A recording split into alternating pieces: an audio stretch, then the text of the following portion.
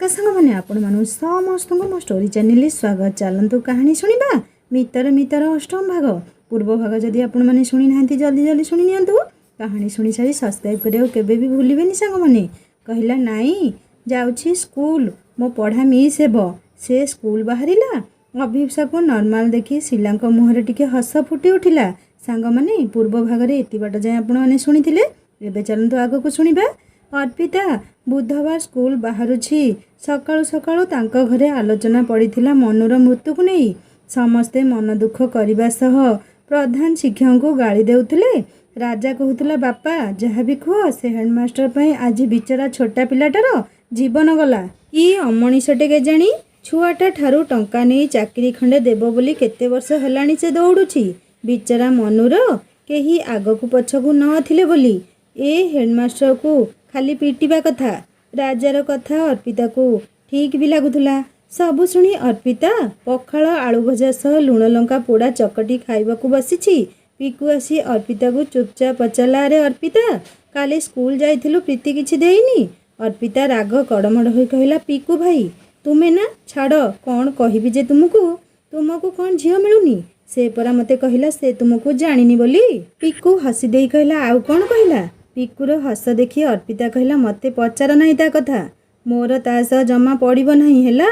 ମୁଁ ସେଦିନ ଖେଳରେ ପଡ଼ିଗଲି ଆଉ ତୁମ ସେ ପ୍ରୀତି ଦାନ୍ତ ଦେଖାଉଥିଲା। ଭାଉଜ ନା ଛେନାଗୁଡ଼ ମ।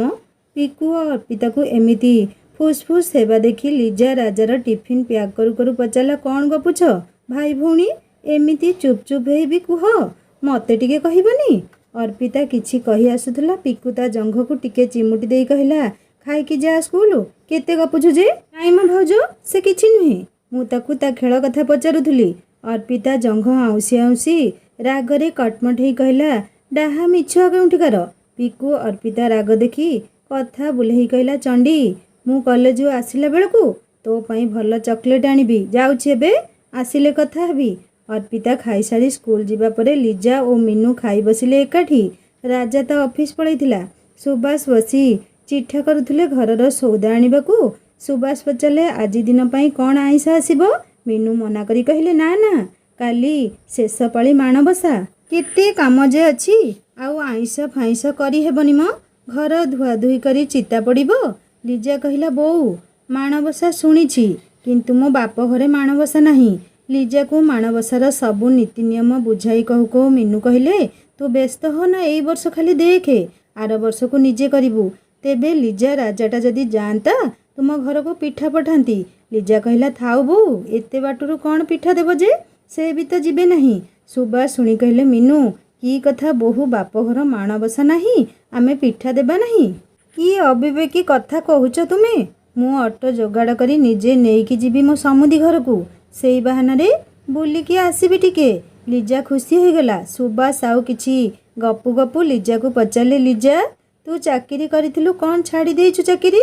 ଲିଜା କହିଲା, ନାଇଁ ବାପା ଛୁଟି ଆଣିଥିଲି କିନ୍ତୁ। ସୁବାସ କହିଲେ, ପୁଣି କିନ୍ତୁ କ'ଣ? ଲିଜା ଟିକେ ମନ ଦୁଃଖରେ କହିଲା, ନାଇଁ ବାପା ମୁଁ ଭାବୁଛି ଚାକିରି ଆଉ କରିବି ନାହିଁ, ଛାଡ଼ିଦେବି। ମିନୁ ଆଶ୍ଚର୍ଯ୍ୟ ହୋଇ ପଚାରିଲେ, କ'ଣ ପାଇଁ? ଲିଜା କହିଲା, ବୋଉ ମୋ ଅଫିସ୍ ଆମ ଏଠୁ 2 ଘଣ୍ଟାର ବାଟ, ମୁଁ କେତେବେଳେ ଯିବି କେତେବେଳେ ଆସିବି, ଯିବା ଆସିବାରେ ତ ଟାଇମ୍ ପଳେଇବ, ଆଉ ତୁମ ପୁଅ ବି ରାଜି ହେବେ ନାହିଁ। ସୁବାସ ସବୁ ଶୁଣି କହିଲେ, ବୋହୁ ତୁ ଠିକ୍ କହୁଛୁ, କିନ୍ତୁ ଦେଖ ବୋହୁ, ରାଜାର ତ ସୀମିତ ରୋଜଗାର ଆଉ ମୁଁ ତ ଯାହା ଯେମିତି ଚଳିଯାଉଛି। ମା ତୋର ଚାକିରି କରିବା ନ କରିବାରେ ଆମର କିଛି କହିବାର ନାହିଁ, କିନ୍ତୁ ବୋହୁ ତୁମେ ଦୁହେଁ ଆଜି ଏକା ଅଛ, କାଲି ସଂସାର ବଢ଼ିବ। ତୁ ଥରେ ଚିନ୍ତା କର ମା, ଗୋଟିଏ ରୋଜଗାରରୁ ଯଦି ରୋଜଗାର 2ଟି ହୁଏ ତେବେ ସଂସାର ଗାଡ଼ି ଖୁବ୍ ଭଲରେ ଚାଲିବ, ଆମ ଭଳି ଅଭାବ ଅସୁବିଧା ରହିବ ନାହିଁ। ରାଜା ରୋଜଗାର ଆଉ ତୋ ରୋଜଗାର ମିଶିଲେ ଖୁବ୍ ଭଲରେ ଚଳିବ ତୁମେ ଦୁହେଁ, ତେଣିକି ତୋ ଇଚ୍ଛା ବୋହୁ। ମିନୁ ସୁବାସଙ୍କ କଥାରେ ଯୋଗ ଦେଇ କହିଲେ, ହଁ ଠିକ୍ କଥା, ତୋ ବାପା ଠିକ୍ କହୁଛନ୍ତି ଲିଜା, ତୁ କିଛି ବର୍ଷ ଚାକିରି କରି ଯା, ତୁ ଯାଇ ବାପ ଘରେ ରହ, ଶନିବାର ରବିବାରେ ଆସିବୁ ଏଠିକି। ମା ଘରେ କ'ଣ କାମ ଯେ ମୁଁ କରିପାରିବି ନାହିଁ? ତୁ ପୁଣି ଥରେ ଯାଇ ଚାକିରି କର ଲିଜା। ଲିଜା ଶାଶୁ ଶ୍ୱଶୁରଙ୍କ କଥା ଶୁଣି ଖୁସି ହୋଇଗଲା, କିନ୍ତୁ ପର ମୁହୂର୍ତ୍ତରେ ରାଜା କଥା ଭାବି ତା ମୁହଁରୁ ହସ ମଉଳିଗଲା। କେତେ କଷ୍ଟରେ ରାଜା ପରିବର୍ତ୍ତନ ହୋଇଛି, ପୁଣି ଯଦି ରାଜା ତାକୁ ସନ୍ଦେହ କରେ? ନା ନା, ଗୋଟେ ପଟେ ଭବିଷ୍ୟତ, ଗୋଟେ ପଟେ ସ୍ୱାମୀ, କ'ଣ କରିବ ଲିଜା ବଡ଼ ଦ୍ୱନ୍ଦ୍ୱରେ ପଡ଼ିଗଲା। ମିନୁ ଲିଜାକୁ କିଛି ଭାବୁଥିବାର ଦେଖି ପଚାରିଲା, କ'ଣ ଭାବୁଛୁ ମା? ଲିଜା କହିଲା, ନାଇଁ ବୋଉ, ୟାଙ୍କୁ ନ ପଚାରି ତାଙ୍କୁ ଥରେ ପଚାରେ ଦେଖେ ସେ କ'ଣ କହୁଛନ୍ତି।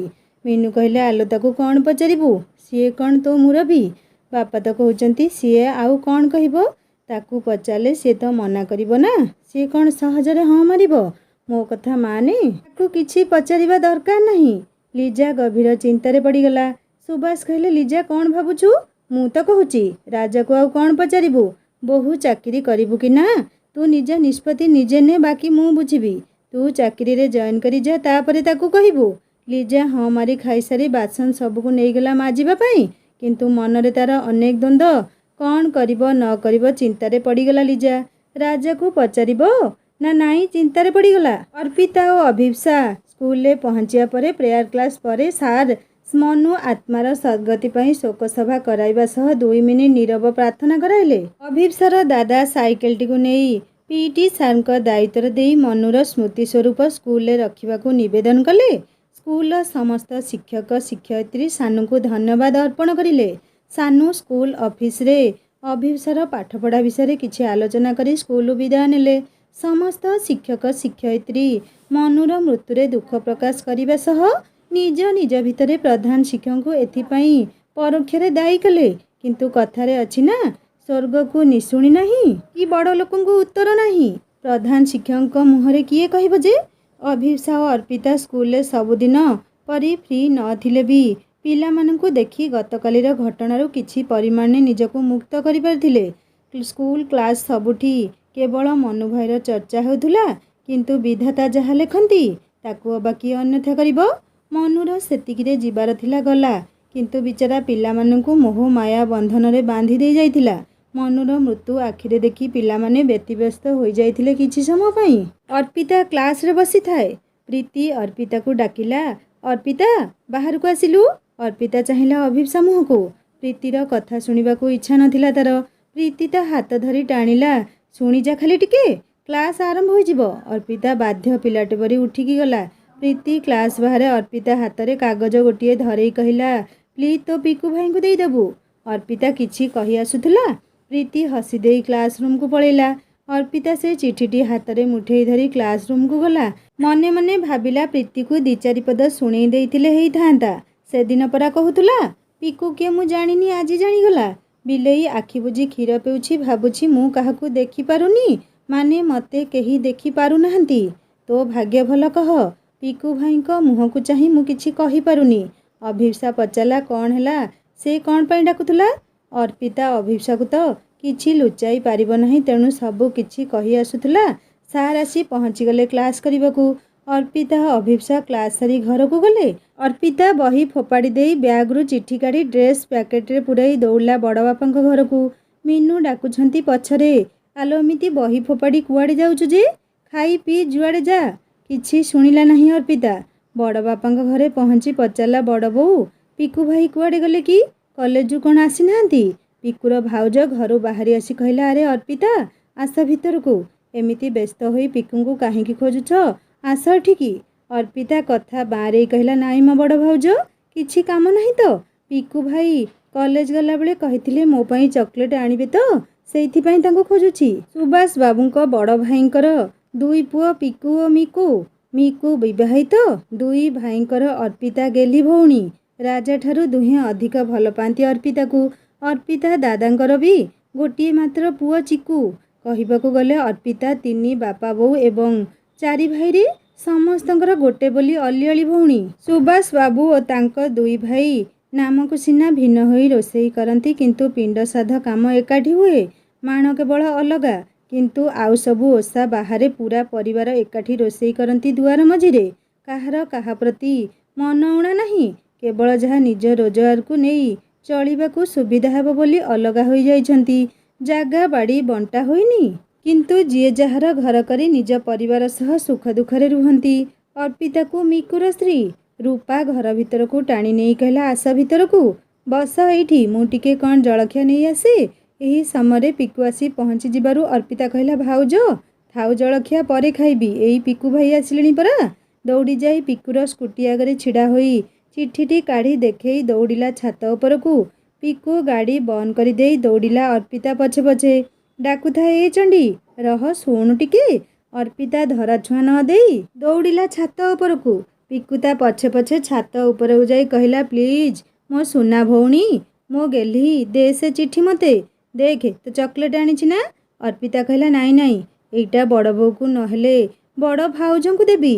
ପିକୁ ତେଲେଇ ହୋଇ କହିଲା ମୋ ଧନଟେ ଲୋ ମୋ ଧନଟେ ମୋ ସୁନାଟେ ପ୍ଲିଜ୍ ଦେ ମୋତେ। ବୋଉ କି ଭାଉଜଙ୍କୁ ଦେଲେ ବାପା ମୋ ପିଠରୁ ଛାଲ ଉତାରି ଦେବେ। ତୁ କ'ଣ ଚାହୁଁଛୁ ବାପା ମୋତେ ମାରନ୍ତୁ ବୋଲି। ଅର୍ପିତା ଚିଠି ଦେଇଦେଲା ଚୁପଚାପ। କହିଲା ନାଇଁ ଭାଇ ମୁଁ କେବେ ବି ସେମିତି ଚାହିଁବି ନାହିଁ। ଦିଅ ମୋତେ ଚକୋଲେଟ୍। ପିକୁ କହିଲା ଯା ଚାବି ନେଇକି ଗାଡ଼ି ଡିକିରେ ଅଛି ନେଇଯିବୁ ଆଉ ଚାବି ଭାଉଜ କି ବୋଉଙ୍କୁ ଦେଇଦେବୁ। ଅର୍ପିତା ଚକୋଲେଟ୍ ନେଇ ପଳେଇଲା ଘରକୁ। ମିନୁ ଓ ଲିଜା ଘର ଧୁଆଧୁଇ କରି ଚିତା ପକେଇ ସାରିଥିଲେ ସବୁ ଘରେ। ଦିନସାରା ଶାଶୁ ବୋହୂ ମିଶି ଚାଉଳ ଚୁନା କରି ସାଇତି ରଖିଲେ ପିଠା କରିବାକୁ। ଲିଜା ଆଗ୍ରହର ସହ ସିନା ମାଙ୍କ ପୂଜା ପାଇଁ ଲାଗିଥିଲା କିନ୍ତୁ ତା ଛାତି ଧକ ଧକ ହେଉଥିଲା। କେମିତି ରାଜା ଆସିଲେ ଚାକିରି କଥା କହିବ। ସନ୍ଧ୍ୟା ସୁଦ୍ଧା ରାଜା ଆସି ପହଞ୍ଚିଗଲା। ଲିଜା ପାଣି ଗ୍ଲାସ୍ ନେଇ ରାଜାକୁ ଦେଲା। ରାଜା ଧୁଆଧୁଇ ହୋଇ ଆସି ପାଣି ପିଇ ବସିଲା। ଲିଜା ଚାହା ବିସ୍କୁଟ୍ ନେଇ ରାଜାକୁ ଦେଲା। କହିବ କହିବ ହୋଇ କହିପାରିଲା ନାହିଁ। ଓଲେଇ ବିଲେଇ ପରି ନସର ପସର ହେଉଥାଏ। ରାଜା ଲିଜାର ହାବଭାବ ଦେଖି ପଚାରିଲା କ'ଣ ହେଇଛି କ'ଣ କିଛି କହିବ କି। ଲିଜା କହିଲା ହଁ ନାଇଁ ମାନେ। ରାଜା କହିଲା କ'ଣ ହଁ ନାଇଁ ମାନେ ଆରେ କ'ଣ କୁହ। ଲିଜା ଚଟକି କହିଲା କାଲି ମାଣବସା ତ ବୋଉ କହୁଥିଲେ ବାପା ଆମ ଘରକୁ ପିଠା ନେଇକି ଯିବେ। ରାଜା କହିଲା ବୋଉ କହିଛି ତ ବାପା ଯିବେ ସେଥିରେ ମୋତେ କହିବାର କ'ଣ ଅଛି। ଲିଜା ତତମତ ହେବା ଲକ୍ଷ୍ୟ କରି ମିନୁ ଆସି କହିଲେ ଆରେ ସତ କଥା ମୁଁ କହୁଛି ଶୁଣ। ତୋ ବାପା ଲିଜାକୁ କହିଛନ୍ତି ଚାକିରି କରିବାକୁ ଯିବାକୁ। ସେଇ କଥା ସେ ତତେ କହିବ ବୋଲି କେତେ ଥଙ୍ଗ ମଙ୍ଗ ହେଉଛି ଦେଖୁନୁ। ମିନୁ ଏତିକି କହି ପଳେଇଲେ। ରାଜା ଲିଜା ମୁହଁକୁ ଚାହିଁ କହିଲା ତୁମର କ'ଣ ଇଚ୍ଛା। ଲିଜା କିଛି କହିଲା ନାହିଁ। ରାଜା କହିଲା ହଉ ଯାଅ କିନ୍ତୁ କେମିତି ଯିବ। ଲିଜା କହିଲା ବାପା କହୁଛନ୍ତି ଘରେ ଯାଇ ରହିବି ଆଉ ଶନିବାର ରବିବାର ଆସିବି। ରାଜା କହିଲା ଓ ଏମିତି କଥା ମୋଠୁ ଦୂରେଇ ରହିବ। ହଉ ତୁମ ଇଚ୍ଛା। ରାଜାର ସ୍ୱୀକୃତି ପାଇ ଲିଜା ବହୁତ ଖୁସି ହେଇଗଲା। ଲିଜାକୁ ଖୁସି ଦେଖି ରାଜା ସାମାନ୍ୟ ହସି ଦେଇ କହିଲା ମୁଁ ଆସୁଛି ସାଙ୍ଗମାନଙ୍କ ପାଖରୁ। ରାଜା ଯିବା ପରେ ଲିଜା ଶାଶୁଙ୍କ ସହ ମିଶି ରୋଷେଇରେ ଲାଗିଲା। ମିନୁଙ୍କ ବଡ଼ଜା ଆସି ପହଞ୍ଚି କହିଲେ ମିନୁ କାଲି ମାଣ ପାଇଁ ସବୁ ଯୋଗାଡ଼ କରି ସାରିଲୁଣି। ଲିଜା ବଡ଼ ଶାଶୁଙ୍କୁ ମୁଣ୍ଡିଆ ମାରି ପିଢ଼ା ଦେଲା ବସିବାକୁ। ସାଙ୍ଗେ ସାଙ୍ଗେ ଚାହା ବସାଇଲା। ମିନୁ କହିଲା ହଁ ନାନୀ ସବୁ ସରିଲାଣି ଆଉ ସବୁ ଯାହା ଭୋରୁ ଉଠି ହେବ। ମିନୁଙ୍କ ବଡ଼ଜା କହିଲେ ମିନୁ ବୋଉ କ'ଣ କାଲି ମାଣ ବସେଇବ। ମିନୁ ମନା କରି କହିଲେ ନାଇଁ ନାନୀ ତାଙ୍କ ଆଡ଼େ ମାଣ ନାହିଁ ସେ କିଛି ଜାଣିନି। ମୁଁ ତାକୁ କହିଲି କି କାଲି ତୁ ସବୁ ଶିଖିଯା ଆରଥରକୁ ବସେଇବୁ। ଲିଜା ବଡ଼ ଶାଶୁଙ୍କୁ ଚାହା ବଢ଼େଇ ଦେଇ ପଚାରିଲା ବଡ଼ ମା ଅପା କ'ଣ କରୁଥିଲେ। ମିନୁଙ୍କ ବଡ଼ଜା କହିଲେ ଧେତ୍ ଦେଖିଲୁ ଯୋଉଥିପାଇଁ ତୋ ବଡ଼ ବାପା ପଠେଇଥିଲେ ସେ କଥା ଭୁଲିଗଲି। ଆଲୋ ମିନୁ କଥା କ'ଣ କି ଆମ ରାଜା ବାହାଘର 2 ମାସ ହେବାକୁ ବସିଲାଣି। କିଛି ପୂଜା ପର୍ବ ପଡ଼ୁନି ବୋଲି ବୋହୂକୁ ଏ ଘରରୁ ସେ ଘର ଦି ଖୋଜ ବାଟ ହେଇକି ବି ଡାକି ପାରୁନି ମୁଁ। କାଲି ଏତେ ବଡ଼ ପୂଜାଟା ଲିଜାକୁ ନେଇ ତୁ ଟିକେ ଦିନରେ ଗଲେ ହୁଅନ୍ତା ନାହିଁ। ମିନୁ କହିଲେ ହଉ ନାନୀ ଆମେ ଯିବୁ ମୁଁ ପିଠାପଣା କରିସାରି ଯିବି। ସେ କହିଲେ ହଉ ମୁଁ ଯାଉଛି ଘରେ ବହୁତ କାମ। ଲିଜା କହିଲା ବଡ଼ ମା ରୁହନ୍ତୁ ଟିକେ କ'ଣ ଜଳଖିଆ ଖାଇକି ଯିବେ। ସେ ହସିଦେଲେ କହିଲେ ଆସିବି ଆଉ ଦିନେ।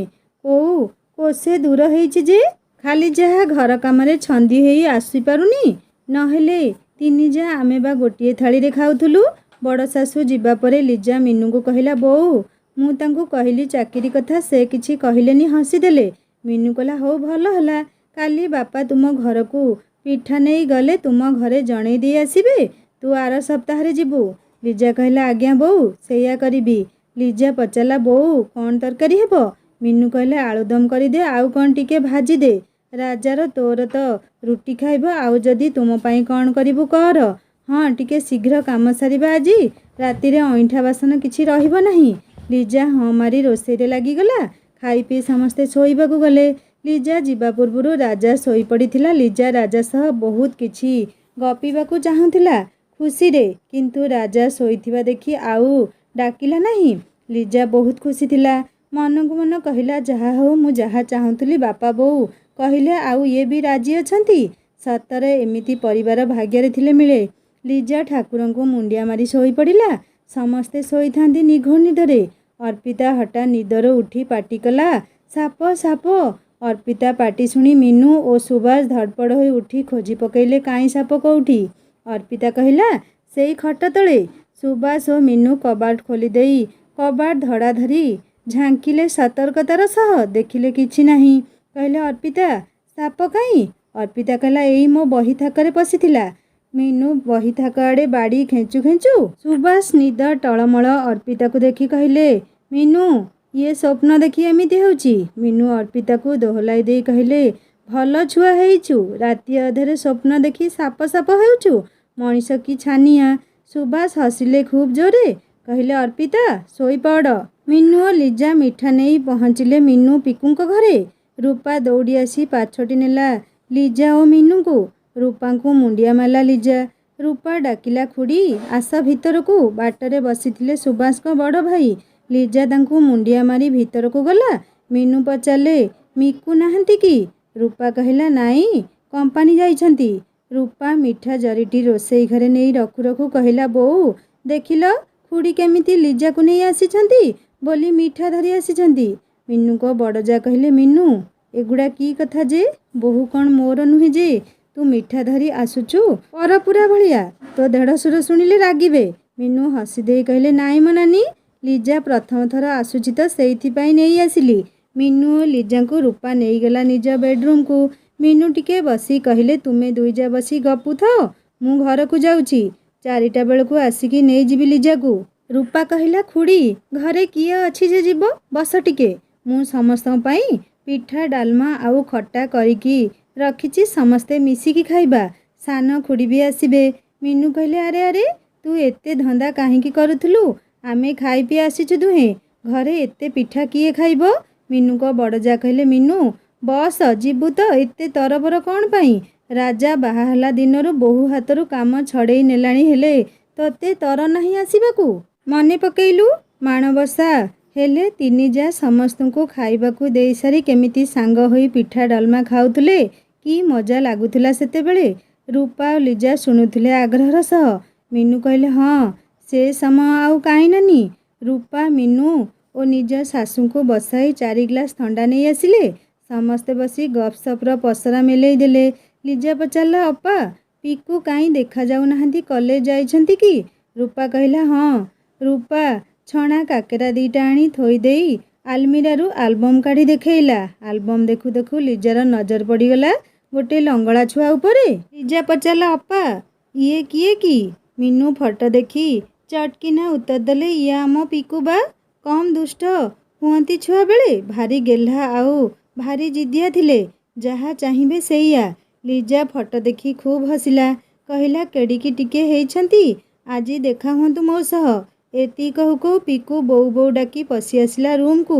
ଲିଜା ଫଟୋ ଦେଖେଇ କହିଲା, ଏ ପିକ୍ଚର କାହାର?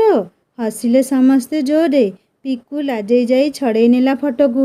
କହିଲା, ବୋଉ ଏଇଟା ସାଇତି ରଖିଛୁ କ'ଣ ପାଇଁ? ଫଟୋଟି ଚିରି ଦେବାକୁ ବସିଥିଲା, ଛଡ଼େଇ ନେଲା ରୂପା। କହିଲା, ଆରେ ଚିରୁଛ କ'ଣ ପାଇଁ? ଥାଉ, ତୁମ ଘରଣୀ ଆସିଲେ ଦେଖିବ। ପିକୁ ସରମରେ ପଳାଇଲା ସେଠାରୁ। ରୂପା ପିକୁ ପଛେ ପଛେ ଉଠିଗଲେ। କହିଲେ, ଖୁଡ଼ି ଲିଜା ତୁମେ ବସ, ମୁଁ ପିକୁଙ୍କୁ ଖାଇବାକୁ ଦେଇ ଆସେ। ଭୋକରେ ଆସିଥିବେ, ଭୋଗ ବି ପାଇବେ। ରୂପା ଯିବା ପରେ ମିନୁଙ୍କ ବଡ଼ ଯା ଲିଜା ଆଗରେ ଗପିଲେ ପୁରୁଣା କଥା। କହିଲେ, ଲିଜା ଜାଣିଛୁ, ମୁଁ ବାହା ହୋଇକି ଆସିଲା ବେଳକୁ ତୋ ଜେଜେ ଶ୍ୱଶୁର ଛୋଟିଆ ଚାଳିଆ କରି ଗୋଟିଏ ବରା ପିଆଜି ଦୋକାନ କରିଥିଲେ। ସେତେବେଳେ ଛାତ ଘର ନଥିଲା, 2 ବଖରା ଚାଳ ଘର ଥିଲା। ଶାଶୁ ଶ୍ୱଶୁର ସ୍ୱାମୀ ଆଉ 2 ଦିଅରଙ୍କୁ ନେଇ ଥିଲା ଆମ ଅଭାବୀ ପରିବାର। ଦିଅରମାନେ ସବୁ ଛୋଟ ଛୋଟ ହୋଇଥିଲେ। ଆମେ ଦିନରେ ରୋଷେଇ କଲେ ରାତିରେ ପଖାଳ ଆଳୁ ଚକଟା ଖାଇ ଶୋଇପଡ଼ୁ। ତୋ ବଡ଼ ବାପା କେତେ କଷ୍ଟରେ ଇଟା ହୋଇ ପର ଘରେ ବୋଲ ହାକ କରି ମାଟ୍ରିକ ଖଣ୍ଡେ ପାସ୍ କରି ଗୋଟିଏ ଇଲେକ୍ଟ୍ରିକ୍ କମ୍ପାନୀରେ ସେତେବେଳେ 100 ଟଙ୍କା ଦରମାରେ ଚାକିରି କରୁଥିଲେ। ସେହି 100 ଟଙ୍କା ଆମ ପାଇଁ ବହୁତ ଥିଲା। ତୋ ଶ୍ୱଶୁର ଭଲ ପାଠ ପଢ଼ୁଥିଲେ, ତେଣୁ ତୋ ବଡ଼ ବାପାଙ୍କର ଇଚ୍ଛା ଥିଲା ଯେମିତି ହେଉ ସୁବାସକୁ ଓ ସାନ ଭାଇଟାକୁ ପାଠ ପଢ଼େଇ ମଣିଷ କରିବି। ସୁବାସ ବି ବହୁତ କଷ୍ଟ କରିଛନ୍ତି। ଭାଇଙ୍କୁ ସାହାଯ୍ୟ କରିବାକୁ ଯାଇ କିଛି ନା କିଛି କାମ କରି ପକାନ୍ତି ମଜୁରିଆ ଭାବେ। ତୋ ବଡ଼ ବାପା ସବୁବେଳେ ଆକଟ କରନ୍ତି, ମୁଁ ଅଛି, ତୁମେ 2 ଭାଇ ପାଠ ପଢ଼। ଯୋଗକୁ ସୁବାସ ଭଲ ପାଠ ପଢ଼ିଲେ ଆଉ +2 ପରେ ତୋ ଜେଜେ ଶ୍ୱଶୁର ତାଙ୍କ ବାହାଘର କରିଦେଲେ। आउ तो शाशु माने मीनू आसिला ए घर को बोहू हेई। मीनू आसिया परे मते गोटे सान भौणी मिलीगला दुख सुख हेबाकू। मिकू सेतेबेलकू जन्म हो सारी थाए आउ पिकू पेटर थाए। तो जेजे ससुरंकर देह भल रहिला नहीं, फलरे आउ दोकान चलई पारे नहीं। एपटे खर्च बढ़ीगला। तेणु सुबास आउ पाठ न पढ़ी दोकान कथा बुझिले। दोकान में डाली चाउल रखी दोकान को 2 गुणा बढ़ाइले। जहा हऊ आमे भलरे चलिलु। जेजे आउ माँ हाथ धरा धरी 2 वर्षरे आरपारी को चलीगले। मीनू धनी घरर झियो, अमाप संपत्ति ता बापांकर। मीनू ए घरे आसी एमिति मिसी चलिला सतरे केही भाबिबे नहीं जे से एते धनी घर झियो बोली। धीरे धीरे परिवार बढ़िला। तो दादा ससुर बैंक रे चाकरी करी बाहासा हेले। आमे मिसी जमीबाड़ी किणिलु। 3 जा बेस हस खुशी रे थिलु। किंतु समय ताଳରେ आम 3 जांकर टिके अपड़ हेबा आरंभ होईगला बाहर लोकंक शिक्षारे। मीनू मु सिना बुझिलु, हेले सान जा माने तो खुड़ी शाशु जमा बुझिला नहीं।